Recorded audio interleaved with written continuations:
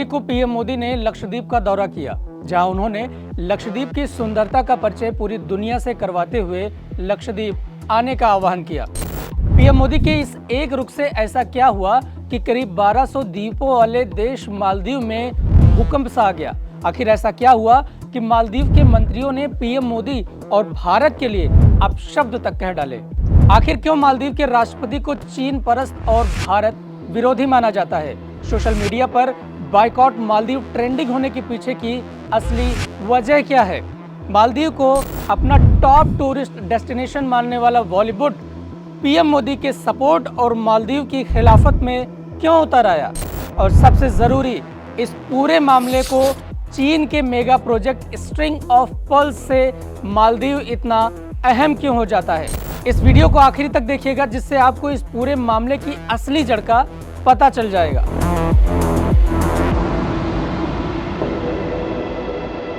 सबसे पहले आप जान लीजिए कि ताजा मामला आखिर है क्या। भारत के प्रधानमंत्री नरेंद्र मोदी ने लक्षद्वीप का दौरा किया, जिसमें उन्होंने लक्षद्वीप के टूरिज्म को बढ़ावा देने के लिए कई फोटो और वीडियो सोशल मीडिया पर साझा किया और साथ ही ये भी कहा कि लोगों को एक बार लक्षद्वीप जरूर आना चाहिए। पीएम मोदी के इस एक ट्वीट से गूगल पर लक्षद्वीप ट्रेंड करने लगा और सोशल मीडिया पर लाखों की संख्या में ट्वीट्स होने लगे कि छुट्टियां मनाने मालदीव नहीं, लक्षद्वीप जाइए। और इस पूरी बहस में आग में घी डालने का काम मालदीव सरकार के 3 बड़े मंत्रियों ने कर दिया। जहां मालदीव सरकार में youth empowerment, information and art की डिप्टी मिनिस्टर मरियम श्यूना ने अपने ट्वीट में पीएम मोदी के लिए अभद्र भाषा का इस्तेमाल किया, तो वहीं पीपीएम पार्टी के नेता जाहिद रमीज ने अपने सोशल मीडिया हैंडल एक्स पर लिखा कि मालदीव पर्यटकों को जो सर्विस देता है वो भारत कैसे देगा? वो इतनी सफाई कैसे रख पाएंगे जितनी हम रखते हैं? उनके कमरों से आने वाली बदबू टूरिस्टों के लिए सबसे बड़ी दिक्कत होने वाली है। मालदीव के इन मंत्रियों के ट्वीट आते ही इंटरनेट पर बायकॉट मालदीव ट्रेंड करने लगा और आनन फानन में इंडिया आउट का सहारा लेकर राष्ट्रपति बने मोहम्मद मोइज्जू ने बीच बचाव करते हुए इन मंत्रियों को निलंबित कर दिया। पूरे मामले से अपना पल्ला भी झाड़ लिया। ताजा मामला तो आपने जान लिया, लेकिन अब बारी ये जानने की है कि जिस मालदीव की भारत दशकों से मदद करता आ रहा है, उसी मालदीव में वर्तमान राष्ट्रपति मोहम्मद मोइज्जू ने अपनी सरकार बनाने के लिए इंडिया आउट मूवमेंट का सहारा क्यों लिया? सितंबर 2023 में मालदीव में नई सरकार का गठन होता है और मोहम्मद मोइज्जू ने नए राष्ट्रपति के तौर पर कुर्सी संभाली और कुर्सी संभालते ही मोहम्मद मोइज्जू ने मालदीव में भारत के 70 जवानों द्वारा सालों से ऑपरेट किए जाने वाले रडार स्टेशन को मालदीव के लिए खतरा बताया और भारतीय सैनिकों को मालदीव छोड़ देने का आदेश तक दे डाला। नई सरकार बनते ही मालदीव ने पुरानी सरकार के साथ जो भी समझौते किए, उन सभी समझौतों पर जांच बैठा दी। जहां मालदीव में नई सरकार बनते ही वहां के राष्ट्रपति अपना सबसे पहला दौरा भारत का करते थे, तो वहीं मोहम्मद मोइज्जू ने भारत की जगह तुर्की का दौरा किया। यहां तक कि भारत को शपथ ग्रहण समारोह में भी नहीं बुलाया। लेकिन ये सब अचानक नहीं हुआ, इसके पीछे की पृष्ठभूमि सालों पहले तैयार की जा रही थी और वो आप जान लीजिए कि ये सब शुरू कैसे हुआ। दरअसल साल 2018 में मालदीव में मोहम्मद सोलिह नए राष्ट्रपति चुने जाते हैं और इसी चुनाव में हार का सामना कर चुके अब्दुल्ला यामीन ने मालदीव से इंडिया आउट आंदोलन छेड़ दिया। इस आंदोलन को मालदीव के कोने कोने तक फैलाया गया, लेकिन कुछ दिनों बाद ही राष्ट्रपति मोहम्मद सोलिह ने अब्दुल्ला यामीन के खिलाफ जांच शुरू कर दी और उन्हें 11 सालों की जेल हो गई, जिसके बाद वो चुनाव लड़ने के लिए अयोग्य साबित हो जाते हैं। अब्दुल्ला यामीन ने जिस इंडिया आउट मूवमेंट को मालदीव में शुरू किया था, वो अब एक बड़े आंदोलन का रूप ले चुका था, जिसका फायदा पहले मंत्री रह चुके मोहम्मद मोइज्जू ने उठाया और राष्ट्रपति बनने के लिए अपनी दावेदारी पेश करते हुए भारत पर आरोप लगाया कि 70 सैनिकों समेत सर्विलांस ड्रोन और हेलीकॉप्टर भारत ने जो मालदीव को दिए हैं, वो मालदीव के संप्रभुता के लिए बड़ा खतरा है। मोहम्मद मोइज्जू के अंतर मन में भारत के खिलाफ इतनी नफरत भरी थी कि इंडिया आउट मूवमेंट में पीएम मोदी की तस्वीर का इस्तेमाल गलत तरीके से किया गया, जिसे देखने के बाद उस वक्त आंदोलन की घोर निंदा भी की गई। इंडिया आउट आंदोलन के जबरदस्त समर्थन मिलने से मोहम्मद मोइज्जू मालदीव के राष्ट्रपति तो बन जाते हैं और यहीं से शुरू होता है चीन की चालबाजी का नया और भारत विरोधी का चैप्टर। इसकी शुरुआत साल 2012 से होती है, जब मालदीव में भारी जन आक्रोश के बाद सरकार का तख्ता पलट होता है और 2013 में अब्दुल्ला यामीन मालदीव और शी जिनपिंग चीन के नए राष्ट्रपति बनते हैं। चीन अपनी विस्तारवादी नीति और छोटे देशों को कर्जे के बोझ में नीचे दबाने का काम लगातार कई सालों से करता आ रहा है, लेकिन भारत उसकी इस नीति के आगे बढ़ने में एक बड़ा खतरा है।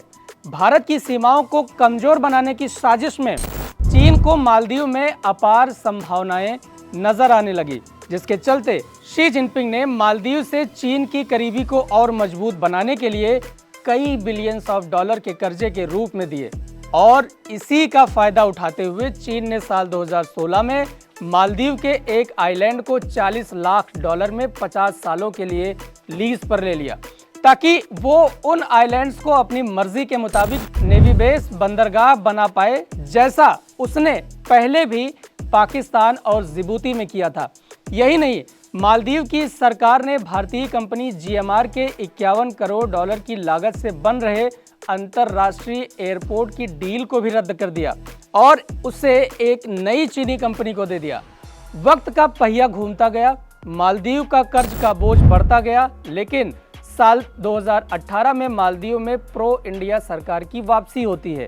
आपको जानकर हैरानी होगी कि जिस मालदीव की साल 2018 में कुल GDP करीब $5 बिलियन थी, उस पर अकेले चीन का $3 बिलियन से ज्यादा का कर्ज हो चुका था। प्रो इंडिया सरकार बनने के बाद चीन में खलबली मचना तो तय था और अंदर ही अंदर फिर से इंडिया आउट मूवमेंट को हवा दी जाने लगी और यही हवा साल 2023 में तूफान बनकर सामने आती है और मालदीव में एक बार फिर मोहम्मद मोइज़्ज़ू की प्रो चाइना सरकार की वापसी होती है, जिसके बाद एक बार फिर चीन ने भारत को घेरने के लिए अपने dream project string of pearls को हिंद महासागर में और मजबूती के साथ बढ़ाने में सफल होने की पूरी कोशिश शुरू कर दी। आखिर क्या है स्ट्रिंग ऑफ पर्ल्स, जिसे चीन भारत की संप्रभुता सीमाओं की सुरक्षा के लिए सबसे बड़ा खतरा बताया जा रहा है? जो मैप आप अपने स्क्रीन पर देख रहे हैं, उसमें साफ तौर पर दिखाई दे रहा है कि कैसे चीन हॉर्न ऑफ अफ्रीका कहे जाने वाले देश जिबूती से शुरू करते हुए पाकिस्तान, मालदीव, श्रीलंका, बांग्लादेश, म्यांमार, मलेशिया जैसे देशों में बंदरगाह और नेवी बेस बनाकर अपना एक नेटवर्क तैयार कर रहा है।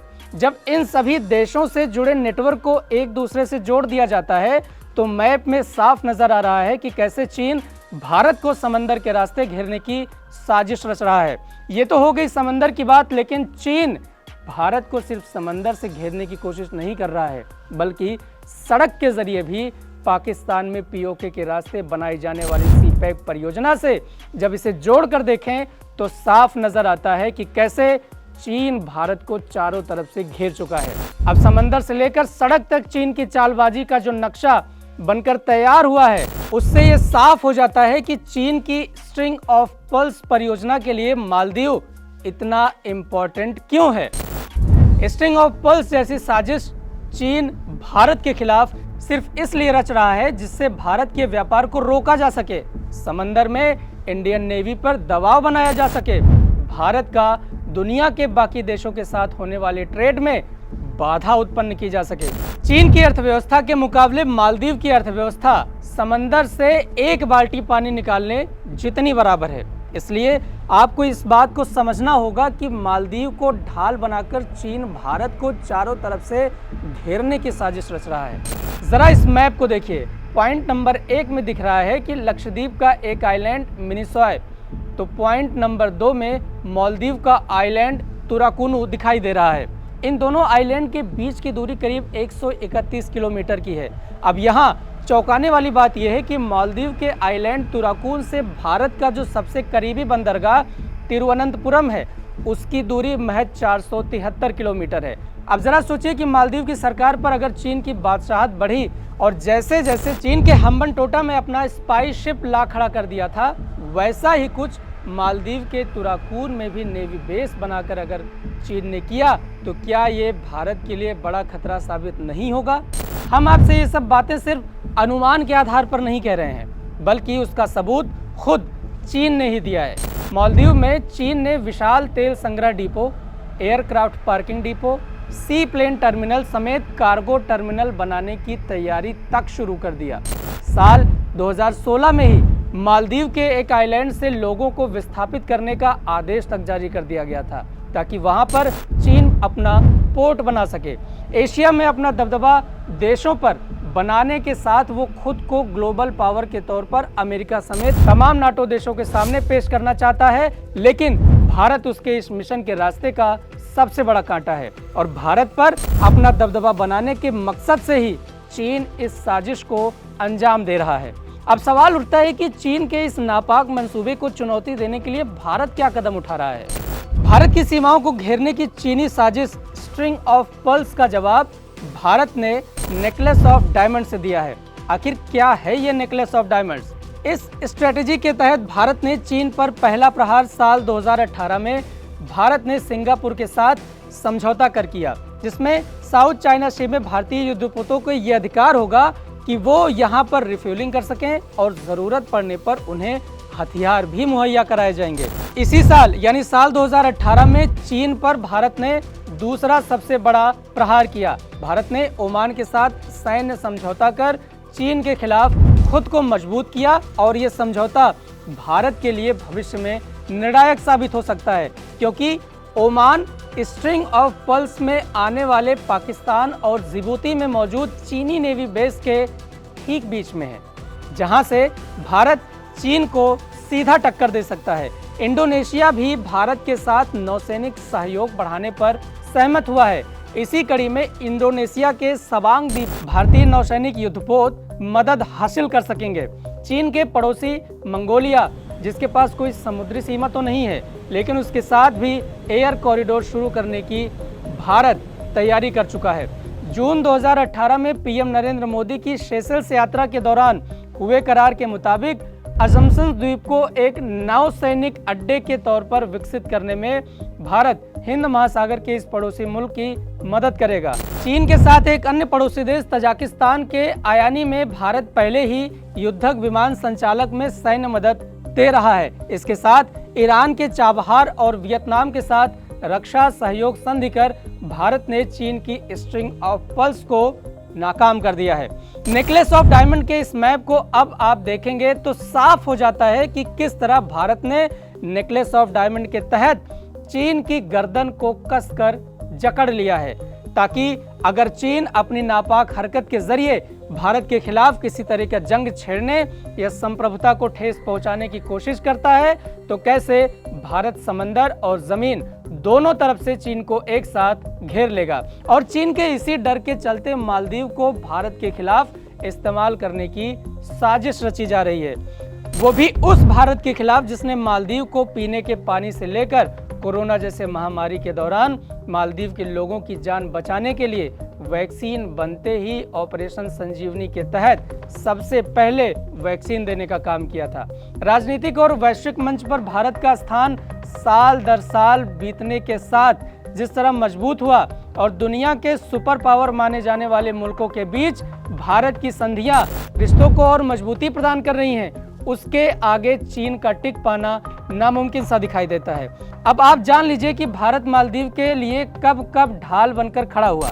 साल 1965 में मालदीव को आज़ादी मिलने के बाद भारत वो पहला देश था जिसने मालदीव को देश के तौर पर मान्यता दी। साल 1978 से 2008 तक मालदीव की अब्दुल गयूम सरकार के साथ भारत के रिश्ते काफी अच्छे थे। 1988 में भारत ने मालदीव में सैन्य तख्ता पलट रोकने में मदद की। सुनामी समेत कई आपदाओं में भारत मालदीव की मदद करने वाला पहला देश बना। कोविड से उबरने के लिए भारत ने मालदीव को 25 करोड़ डॉलर की आर्थिक मदद भी की। कोविड महामारी के दौरान मालदीव ऐसा पहला देश था जिसे भारत ने खुद मदद का पहला कदम बढ़ाते हुए लाखों वैक्सीन के डोज भी दिए। यही नहीं, कोविड के दौरान वायरस फैक्ट्री वुहान में फंसे मालदीव के लोगों को रेस्क्यू करने का काम भी भारत ने ही किया। जब मालदीव पीने के पानी की किल्लत से जूझ रहा था, तब भारत के जहाजों में पानी भरकर मालदीव पहुंचाया गया। लेकिन भारत ने आज तक मालदीव पर किए गए एहसानों को कभी भी नहीं जताया, क्योंकि मालदीव की जनता भारत के लोगों के साथ अपनापन महसूस करती है। सरकार में राष्ट्रपति जैसे मुख्य पदों पर आसीन व्यक्ति के निर्णय ये जरूरी नहीं कि उसका समर्थन मालदीव की जनता भी करे, क्योंकि जब से ये विवाद शुरू हुआ है तब से नेता से लेकर आम जनता तक मालदीव सरकार से भारत से माफी मांगने की मांग जोर शोर से कर रहे हैं। अब आखिर में सवाल उठता है कि क्या लक्षद्वीप मालदीव को टूरिज्म के मामले में टक्कर दे सकता है? एक लाइन में इसका जवाब है हाँ। मालदीव के मंत्रियों का भारत के प्रधानमंत्री पर अपशब्दों के प्रयोग के बाद बॉलीवुड से लेकर आम जनता तक मालदीव छोड़ो और लक्षद्वीप जाओ अभियान में जोर शोर से शामिल हो रहे हैं। और ये अगर सच साबित हुआ तो मालदीव का टूरिज्म वाला डिब्बा बंद होना तय है, क्योंकि मालदीव में भारत के ही टूरिस्टों की संख्या सबसे ज्यादा है। बॉलीवुड मालदीव को अपने टॉप टूरिस्ट डेस्टिनेशन के रूप में मानता है और एक साल के अंदर ही अकेले भारत से 2 लाख से ज्यादा लोगों ने मालदीव की ट्रिप की, जो बाकी देशों की तुलना में सबसे ज्यादा है। जहां तक चीनी टूरिस्टों की बात है तो वो भारत से आधे से भी कम संख्या में मालदीव जाते हैं। तो स्थिति साफ हो जाती है कि जिस देश की अर्थव्यवस्था पर्यटन पर निर्भर हो, वहां भारत जैसे बड़े देश के लोगों ने जाना बंद कर दिया तो उसका दुष्परिणाम मालदीव पर बुरी तरह पड़ना तय है। चीन कैसे अपनी विस्तारवादी नीति को पूरा करने के लिए छोटे देशों को भारत के खिलाफ मोहरा बनाकर उसका उपयोग करता है, ये साफ साफ पूरी दुनिया को दिखाई देने लगा है। उन्हीं मोहरों में मालदीव भी है, जिसे राजनीति से लेकर मालदीव की जमीन तक पर अपने दुचक्रों के जाल में फंसाकर वो भारत को समंदर से लेकर जमीन तक घेरने की कोशिश कर रहा है। लेकिन भारत की कुशल रणनीति के आगे चीन की हर नापाक कोशिश एक के बाद एक मिट्टी में नजर आती दिखाई देने लगी है। आपको ये वीडियो कैसा लगा हमें कमेंट बॉक्स में जरूर बताएं और एबीपी लाइव को सब्सक्राइब करें।